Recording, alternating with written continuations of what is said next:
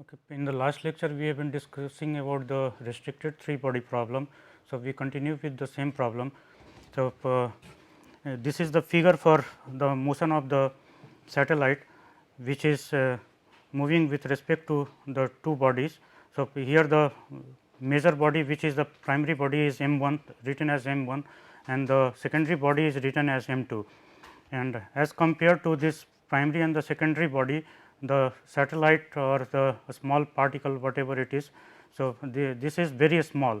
So, so that it does not perturb the motion of m 1 and m 2. So, under this assumption, we have started, and then we wrote that the m 1 and m 2 they are moving in a circular orbit.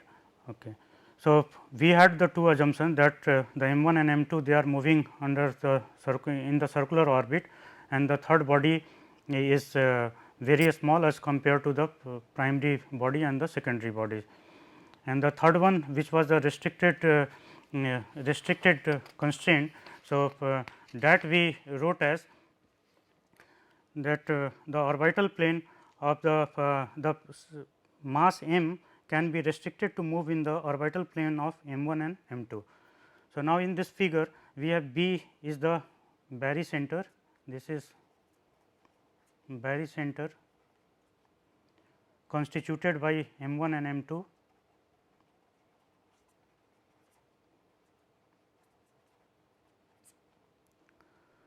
So, in the barycenter we have the reference frame centered about the barycenter, which is referred to as x b and the y b. So, these are the inertial these are the directions of the x axis and the y axis of the inertial coordinate system, or because it is centered about the barycenter and it is a non rotating, moreover its direction is fixed. So, let us say this is x b and y b, and z b will be perpendicular to x b and y b, which is not shown here in this case.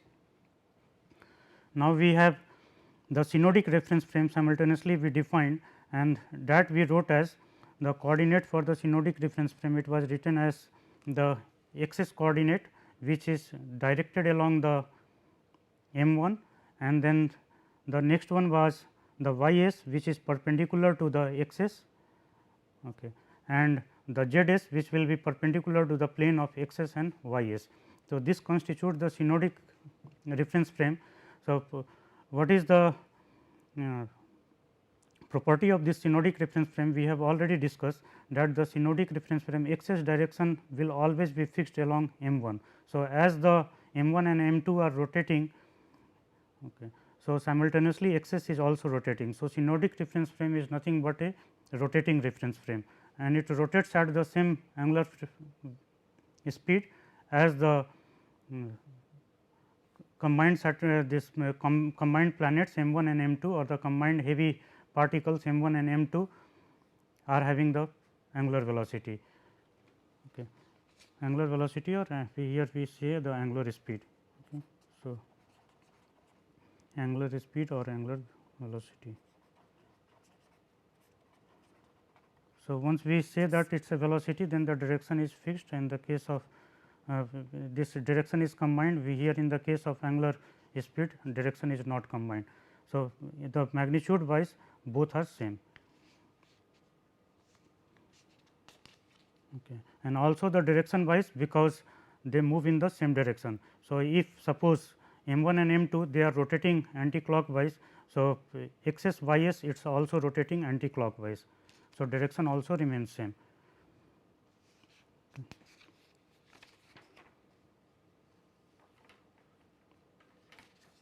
Okay. Moreover, we have the coordinates of the satellite or the small particle. This is m, a small particle slash satellite. Okay.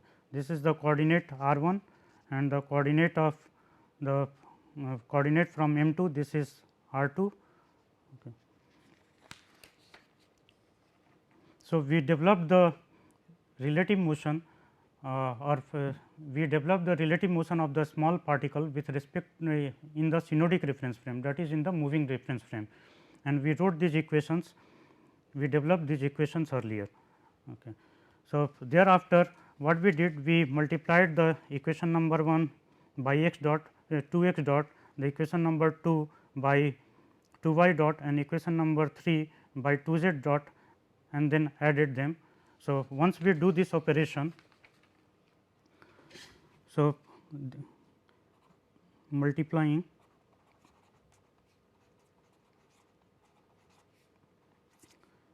1 by 2 x dot, 2 by 2 y dot, and 3 by 2 z dot, and adding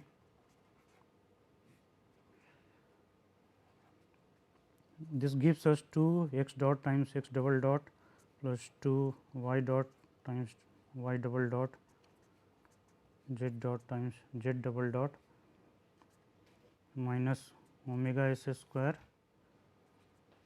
x times x dot plus y times y dot. This 2 factor is there.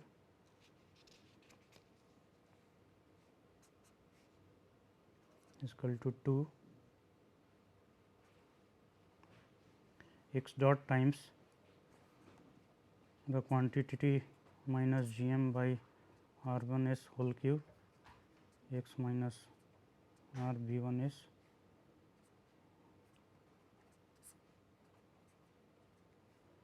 whole cube r b 2 s.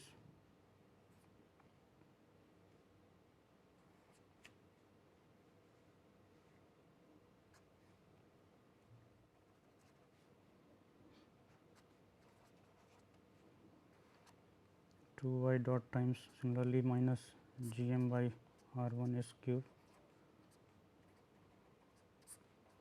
r 2 s whole cube y plus 2 z times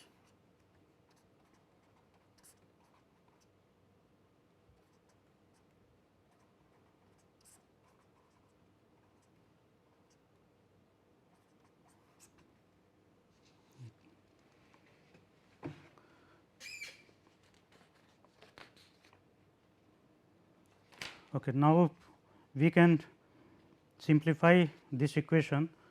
Okay. So, this you can see from here, this is nothing but you can write the derivative of the x dot square and like that. Suppose here we can show it, say d by dt x dot square, this will be nothing but 2 times x dot times x double dot. Similarly, other terms in this can be written, and similarly here this can be written in terms of x square and y square. So, next simplifying it. So, the LHS, we take the LHS. So, LHS becomes d by dt x dot square y dot square plus z dot square minus omega s square times d by dt x square plus y square.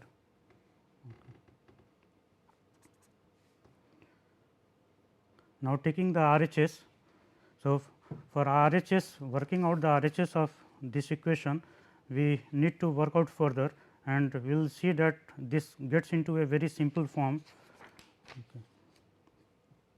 So, let us first take minus g m 1 r 1 s whole cube x minus r b 1 s minus g m 2 by r 2 s whole cube x plus r b 2 s.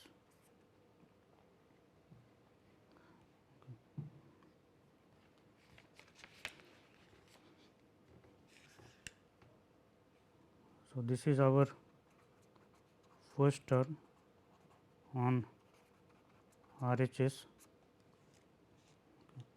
So, this can be written in a very simple format as dou by dou x times mu by r 1 s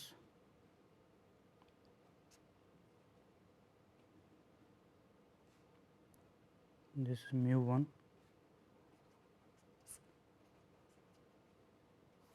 R2 s. So, we can check this and verify it. Similarly, other terms can be written, but let us first work out this particular term.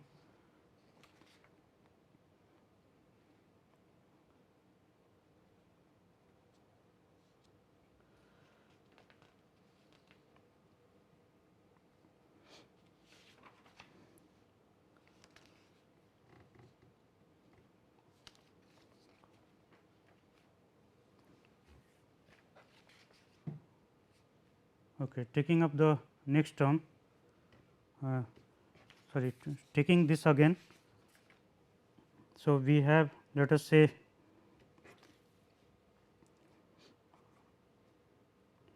mu 1 by R 1 s, this quantity is given.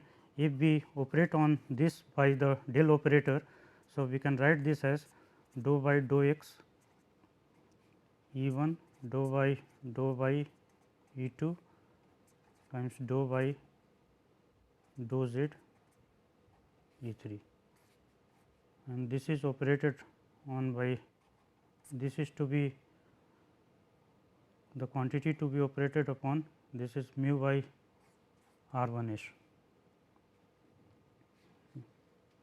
So, once we operate on this, we can see that we can write this as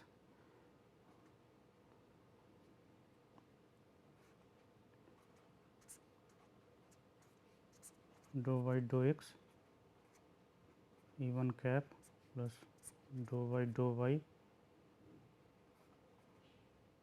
mu 1 by R 1 s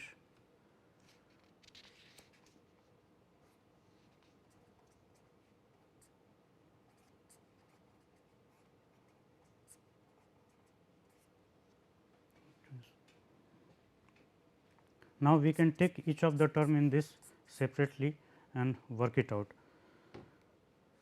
So, taking the first term,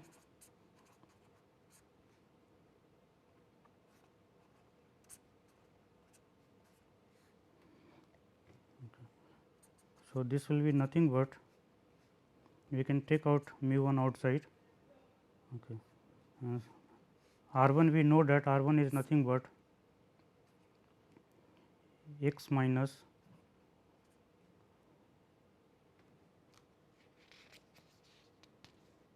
R b 1 s square plus y square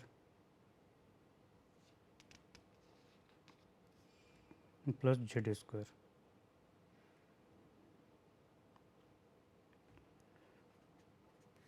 So, this is under root.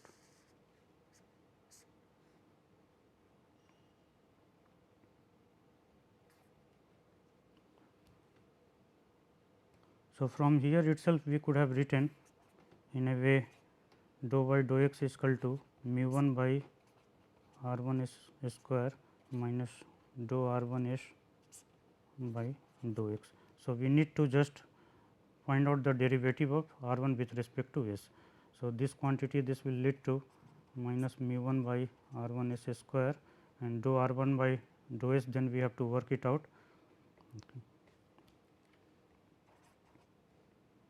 Okay, let us write on the next page.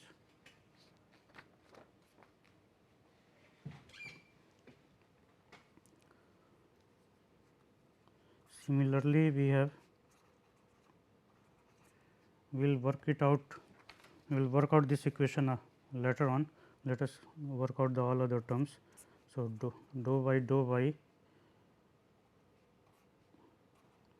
mu 1 by R 1 s, this will also be equal to mu 1 times R 1 s whole square times dou R 1 s by dou y, and similarly dou by dou z mu 1 by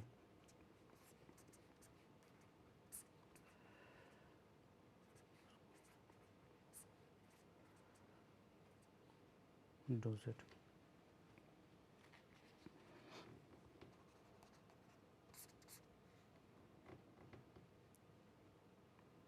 Now, R 1 is, this is nothing but x minus R b 1 s square, or this square is equal to this square plus y square plus z square. So, differentiating with respect to x.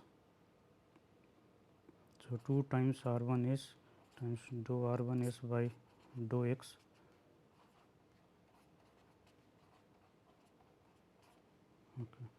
and this implies dou r 1 s by dou x is equal to x minus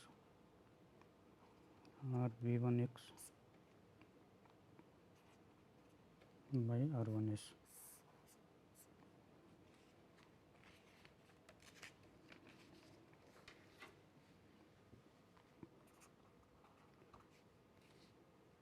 So, similarly, dou r 1 s by dou y, this becomes equal to y by r 1 s and dou r 1 s by dou z, this is equal to z by r 1 s. Now, we can put these expressions back into the equation where we required. So, we need to put into this equation. Okay. So, therefore, del mu 1 by r 1 s, this becomes dou by dou x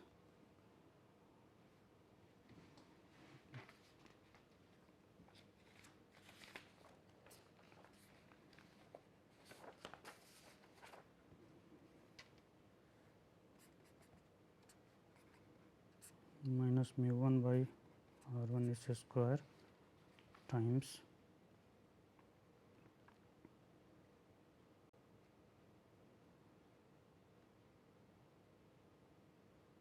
x minus r b 1 s by r 1 s. So, this is equal to minus mu 1 times x minus r b 1 s divided by r 1 s whole cube.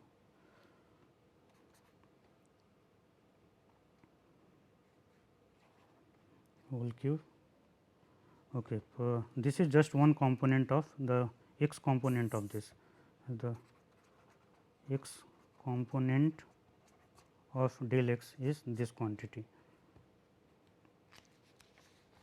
So, adding all the terms. So, therefore, writing all the terms together,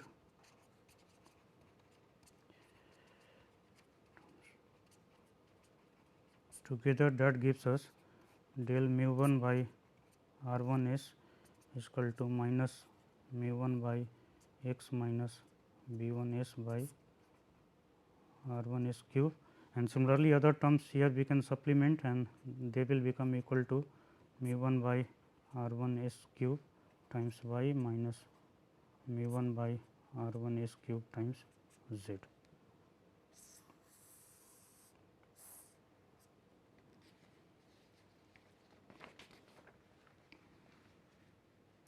Okay. And moreover, what we have missed here, we can look into this equation. Here we have the vectors, the unit vectors E 1, E 2 and E 3 is missing out here. So, E 3 is present. Okay. So, we supplement it with the unit vector E 1, E 2 and E 3.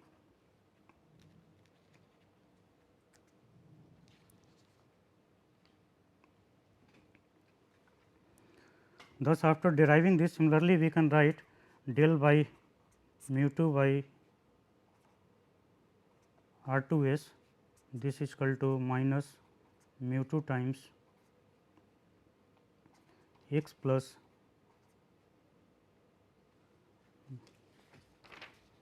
again the quantity here, this is r b 1 s. Okay. So, this is r b 1 s. So, this will be r b 2 s. How it is coming, I will show you next. So, this is r 2 s whole cube E 1 minus mu 2 by r 2 s whole cube y minus mu 2 by r 2 s whole cube z, this is E 2 and this is E 3. Okay. So, we have R 2 S,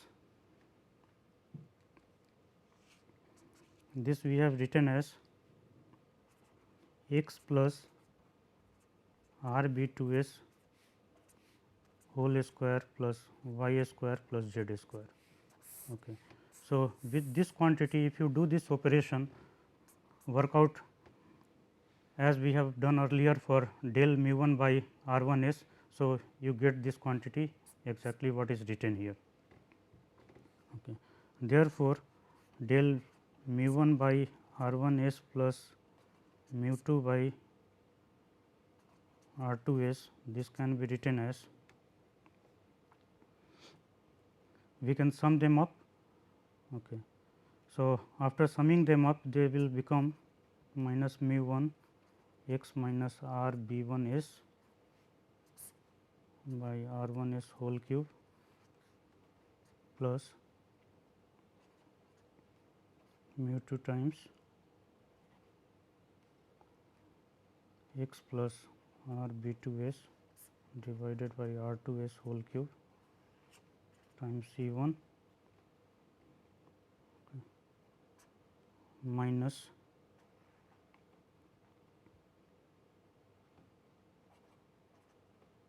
mu 2 by mu 2 times 1 by this is y here present and y is present there also. So, this is we write here as mu 1 by R 1 S whole cube plus mu 2 by R 2 S whole cube y, and this is E 2 cap minus, similarly we will have mu 1 by R 1 S whole cube plus mu 2 by R 2 S whole cube times z E 3 cap.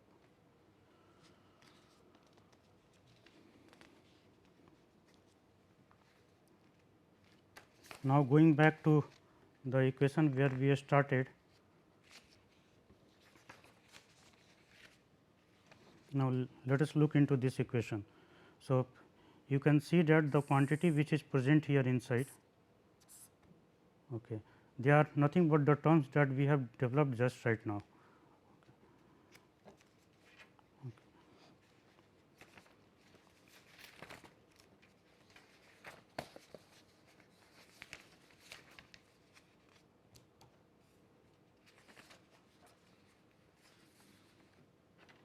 Okay. Therefore, we can write it further as,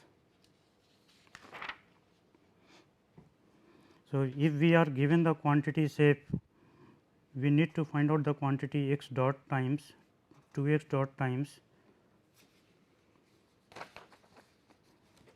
this is 3.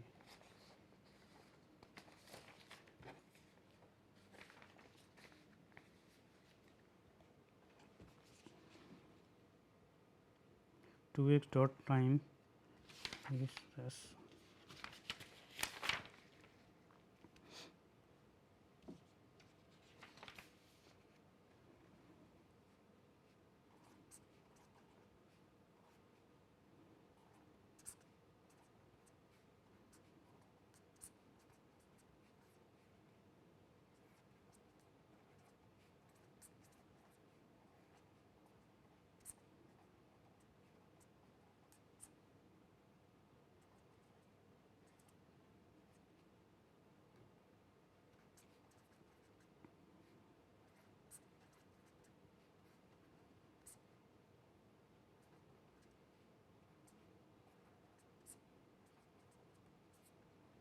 okay. This was our right hand side which we need to evaluate.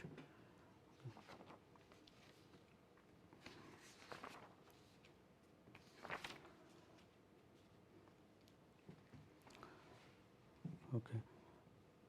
So, this is very simple to work out, and let us see how to manage it. So, can we write it as 2 times dou y dou x, and the quantity in the bracket, let us write this as this quantity is f, mu 1 by r 1 s and mu 2 by plus mu 2 by r 2 s, we write this as f. So, this quantity becomes 2 times dou f by dou x times dx by dt and plus 2 df by dy times dy by dt plus 2 df by 2 dou f, this is dou f, 2 dou f by dou z times dz by dt. Okay. So, we can take 2 outside and this becomes nothing but d by dt of function f x y and z.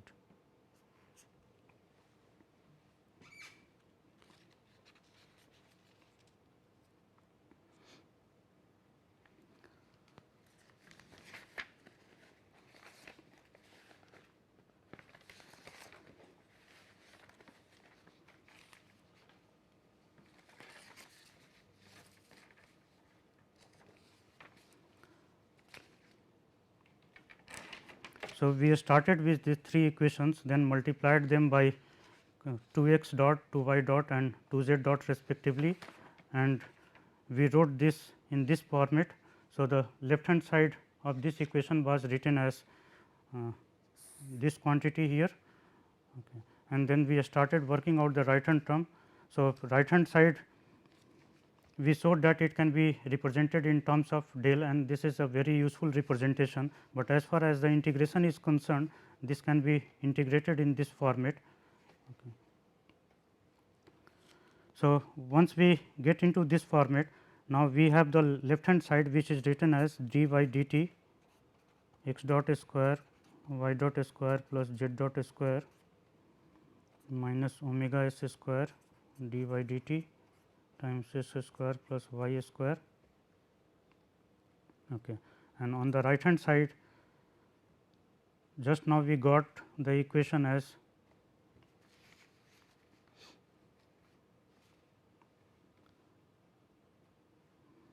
two times d by dt f x y z. Now, we can integrate this equation. Okay. So, this is the resulting equation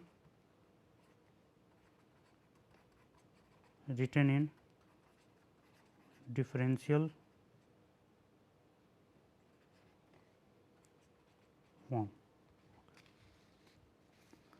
Okay. Now, this equation can be integrated.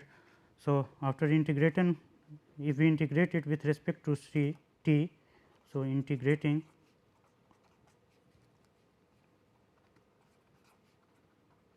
with respect to t, okay. So, this gives us s square x dot square plus y dot square plus z dot square is equal to minus omega s square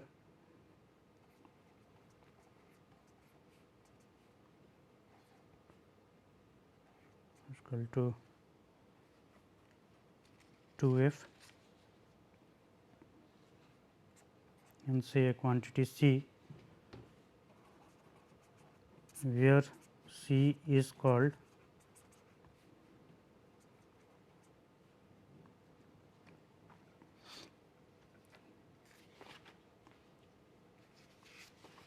this is a Jacobian constant. Okay.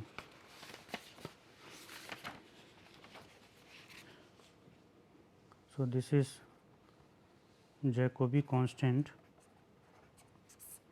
and now once we have written in this format. So, we can see that the quantity which appears here, if we divide it by 1 by 2. So, this can be written as 1 by 2 times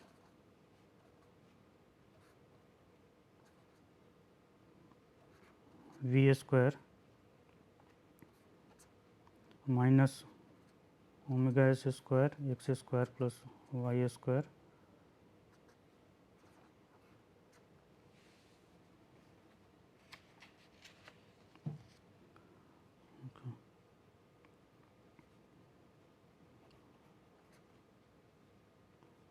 take 1 by 2 inside and write it in this format 2 f minus c.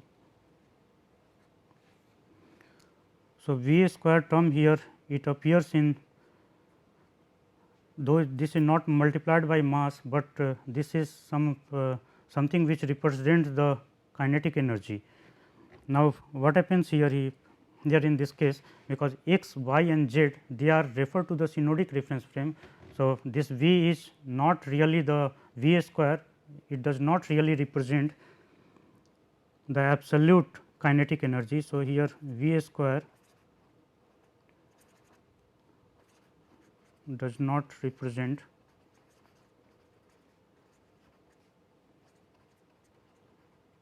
absolute kinetic energy, as V is referred here to synodic reference frame.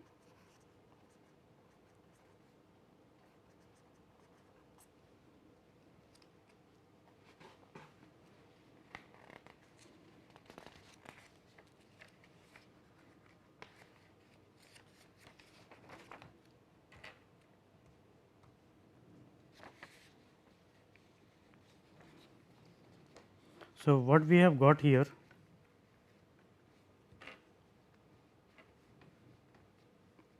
the left hand side,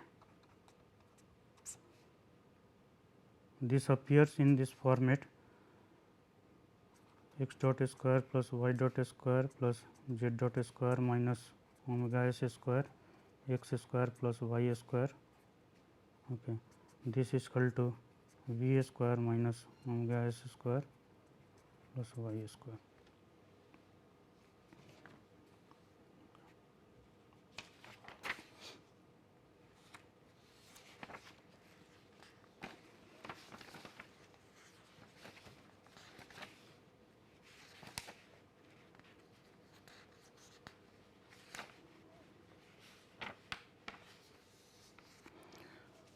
Now, this problem can be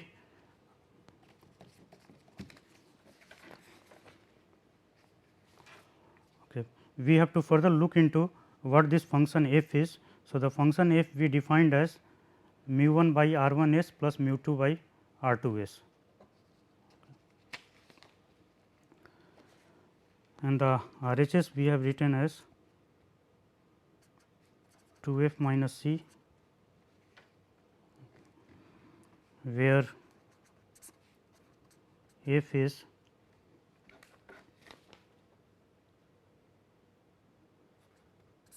mu 1 by r 1 s plus mu 2 by r 2 s.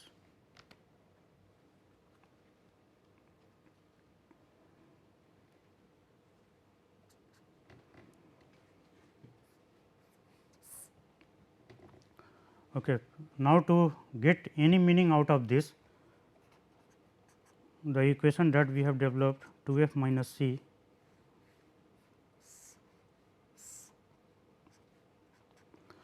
from here we can see that v square is a quantity which will be always positive, or at most it can be 0.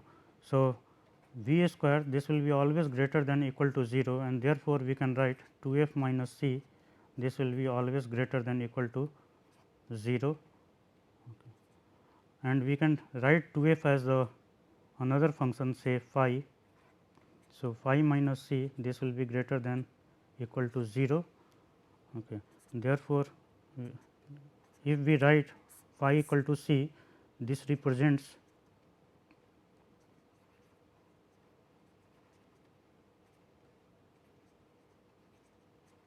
a surface. Okay. So, this is the equation of a surface, okay. And when phi equal to c, okay, so at that time v becomes equal to 0, and this says that on the surface the velocity of the particle, the third particle which is moving, that will be equal to 0. So, that implies the small satellite or the small particle that we took, which is moving with respect to the primary and the secondary body. So, it cannot escape this boundary which is defined by phi is equal to c, which is a surface basically.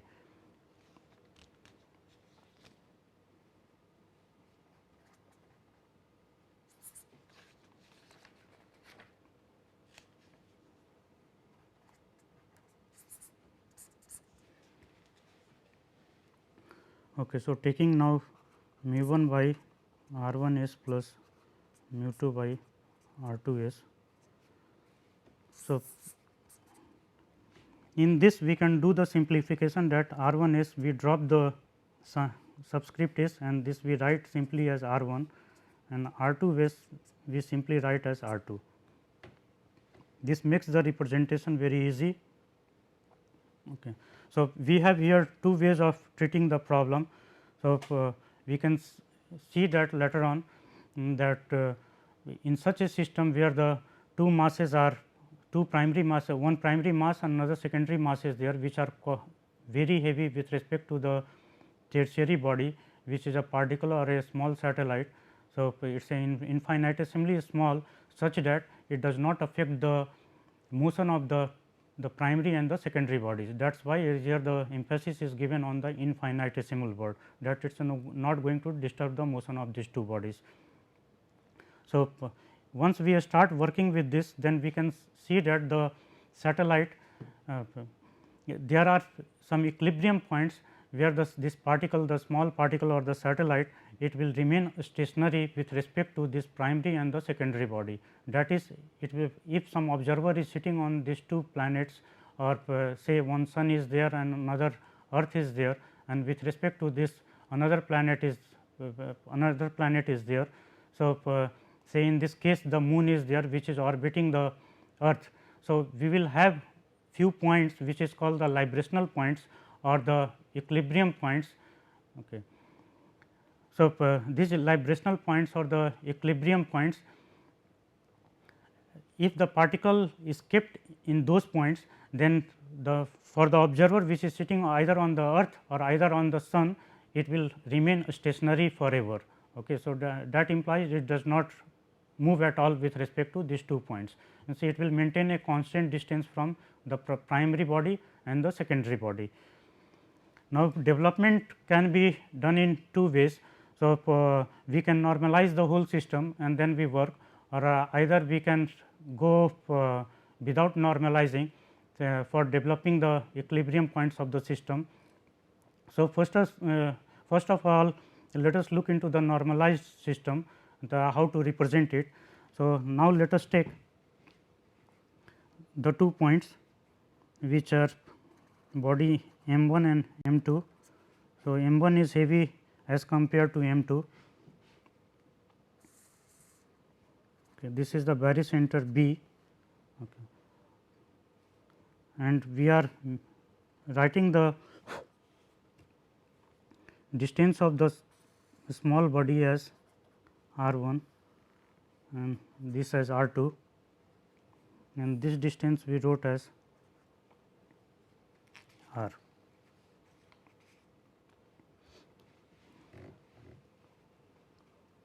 Okay. And the distance of the point, this one we have written as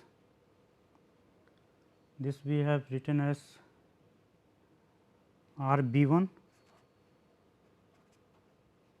and this we wrote as r b 2. So, we will use a system, let us choose g equal to 1, this is universal .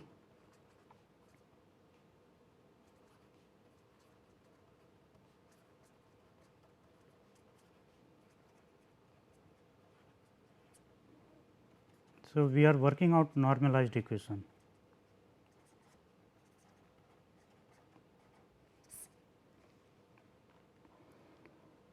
Okay, we choose g is equal to 1 and also we choose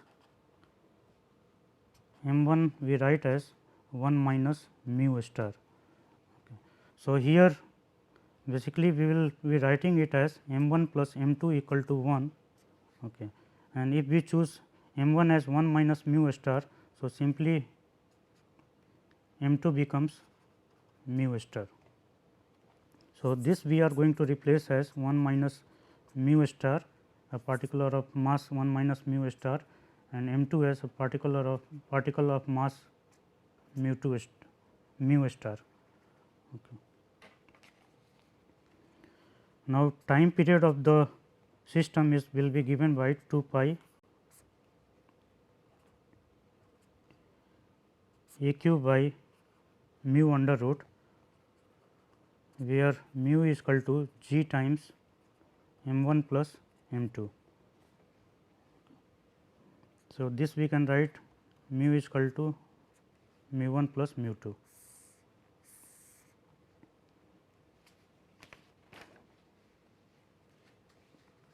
So, if we choose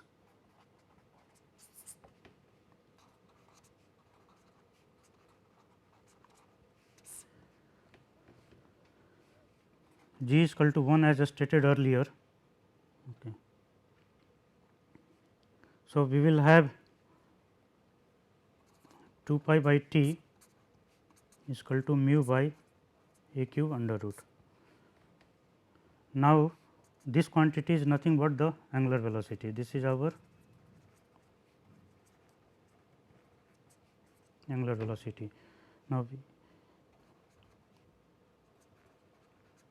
we choose also the distance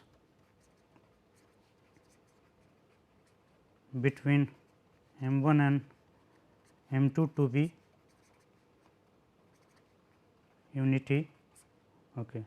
That is the distance between the points A and B equal to 1. So, R will write as R 1 2 or either R A B, this quantity is nothing but equal to 1. Okay. And this is nothing but the quantity which is appearing here.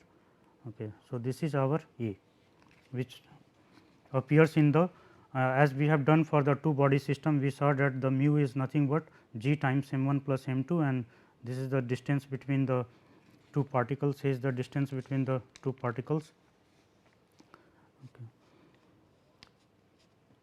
So, from here we will have omega equal to g times m 1 plus m 2 divided by a cube under root. So, g already we have chosen as 1 and m 1 plus m 2 we are defining as 1, and a cube from here this turns out to be 1. Okay. So, therefore, this quantity becomes equal to 1. So, omega is equal to 1. Now, this is highly simplified. Okay. So, the equation that we developed earlier, this particular equation that we have written here. Okay, let us tag this as the equation number A. So, here omega s or this will become equal to 1 under the assumed condition. So, under the assumed value for g, then the distance r 1 2 and combined masses m 1 and m 2. Okay. Equation A will reduce to v square minus omega we are naturally writing as 1. So, this is x square plus y square is equal to 2, and f we have written as mu 1 by r 1 plus mu 2 by r 2. Here also we drop the subscript s. Okay. So, this minus c. So, now we know that mu 1 is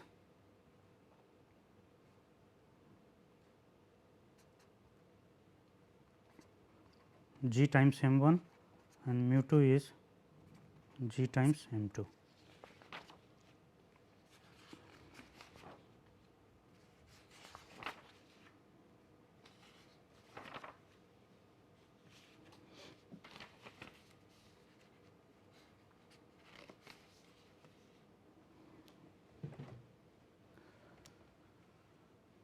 So, is it possible to describe this in a special format? So, say g we take as 1. So, m 1 becomes mu 1 and m 2 becomes mu 2, and naturally then this mu 2 you can write as 1 minus mu 1, because mu 1 plus mu 2 is equal to g times m 1 plus m 2, this we have written as 1. So, from here this quantities can be written. So, therefore, our equation gets reduced to v square is equal to x square plus y square plus 2 times and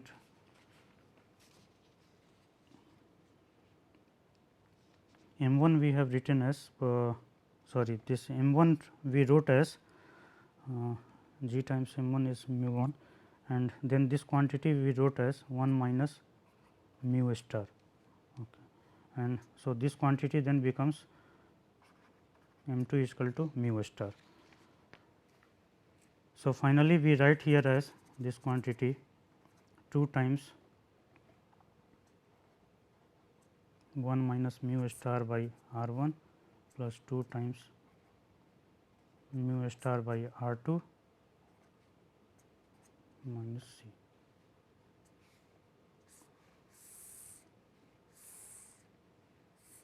And this integral is called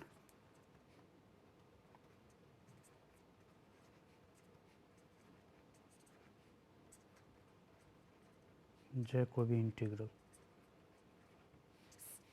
So, we can see that from a very complicated format,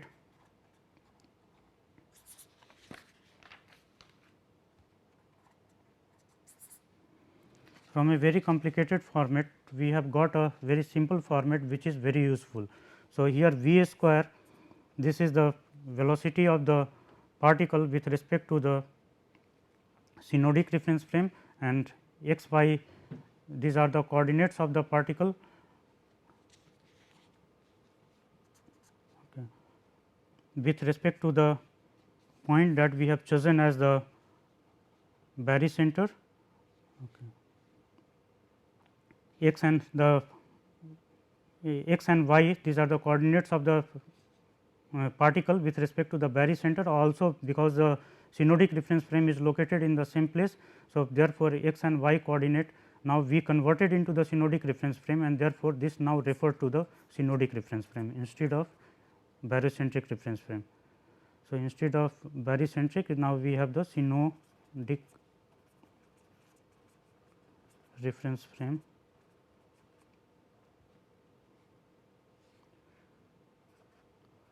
coordinates of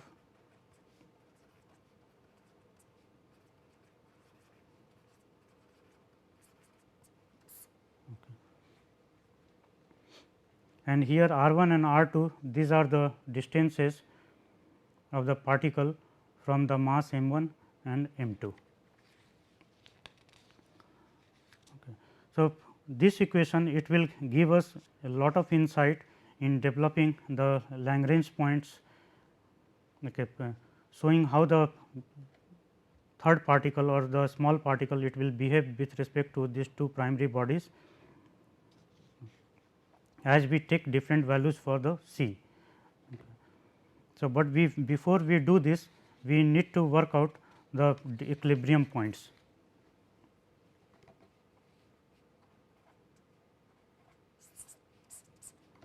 So, finding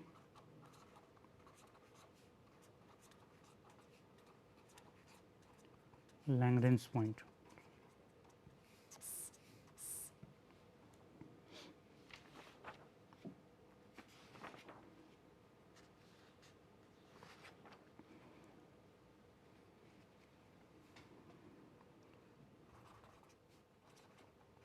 So, the differential equation, the differential equations 1, 2 and 3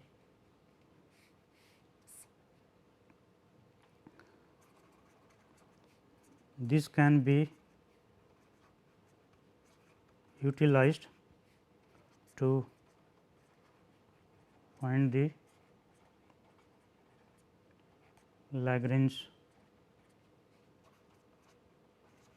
points, okay, which are nothing but the points of equilibrium.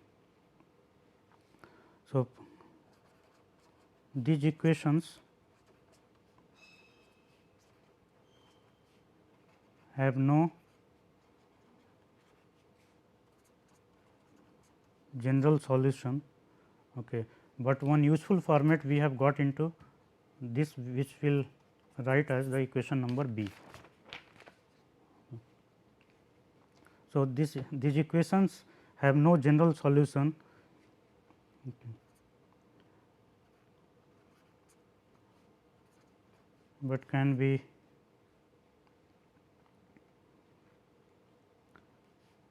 give insight into the system behavior, okay. And one of the representation of the system behavior is given by this equation number B.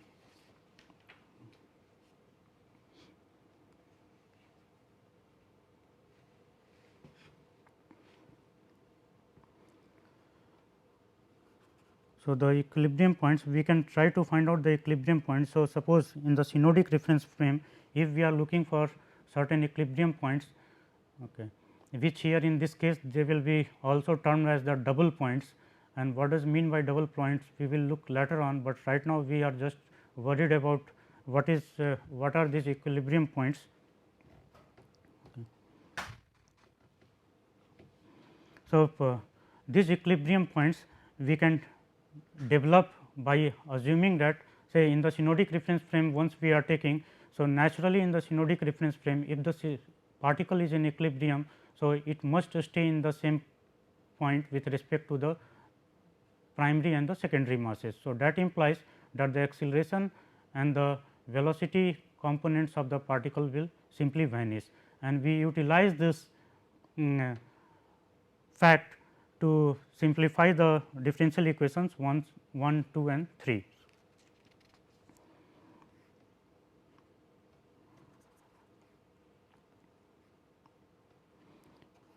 So, the equilibrium points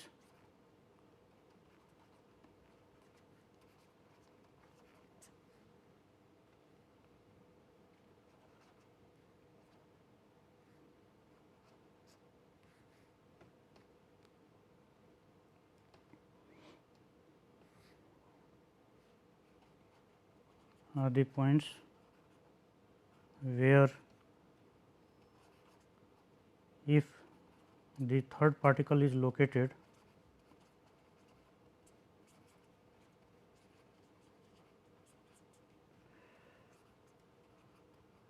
it will appear to be stationary with respect to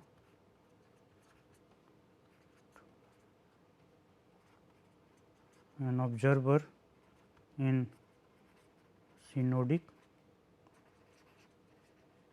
reference frame.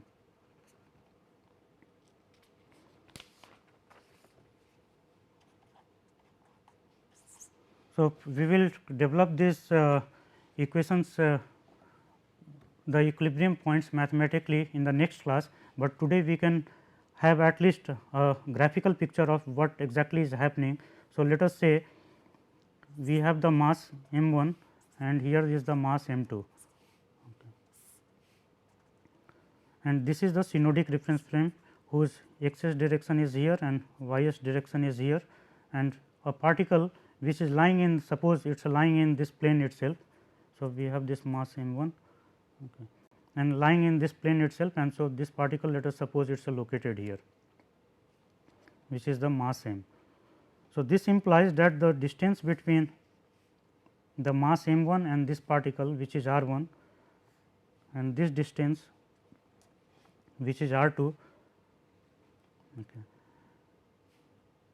it remains constant and this angle will also remain constant, okay, because it does not appear to move from, if this is a equilibrium point. So, in this synodic reference frame it will appear to be in the same point all the time, and therefore, this configuration will remain intact forever.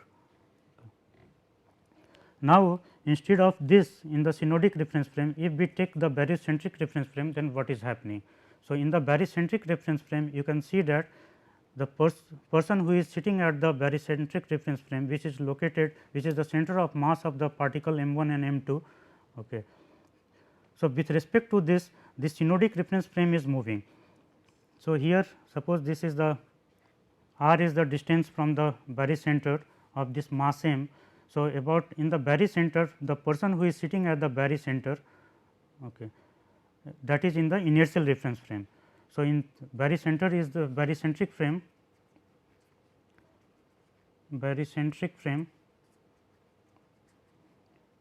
is an inertial frame, and therefore, the person who is sitting here and the whole thing this line joining m 1 and m 2, which is a b, this is moving at the angular speed of omega, okay, and therefore, this whole figure is rotating. Okay. So, this particle will appear to move in a circular orbit to the person who is sitting in the barycentric reference frame at the point B. Okay. So, it will undergo along with m 1 and m 2, it will undergo a rotational motion. And the barycentric reference frame, both the masses m 1 and m 2, they are also moving.